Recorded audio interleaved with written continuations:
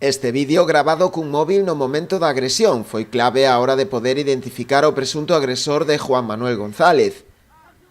A Policía Nacional fixo uso del para tratar de localizalo, coa axuda tamén da propia descrición realizada pola víctima, unha persoa ademais de xubilada, cunha discapacidade do 60%. El que se encaró a mí, ya hablando, ya pensé que pumba, ya me dio.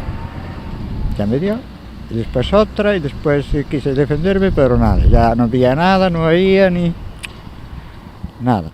Varios días despois da malleira recupérase das feridas causadas, sen entender moi ben as razóns de tanta agresividade contra el, pois di que tan só lle recriminou a uns mozos que recollesen o lixo que deixaran esparexido pola praia despois dun botellón. Pasé por allí con el perro y siempre suelo mirar que no haba mucha gente en la playa, porque si no ya no bajo, ¿entiendes? No quiero molestar ni nada. Pero ya me fijé que había bolsas de botellón y bueno, había vasos, había botellas y todo. Le dije, mira, chavales, ¿sabéis quién hizo eso y tal?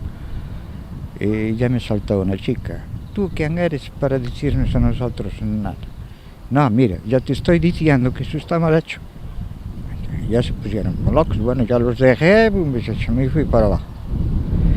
Y después sentí, bueno, yo le tengo miedo al perro, porque si no fuera por el perro yo le llenaba la cara de hostias. Juan Manuel mostrouse agradecido pola axuda prestada por unha parella que se atopaba paseando co seu can na praia no momento da agresión. Nos conozo, pero comigo o que tiña é deles.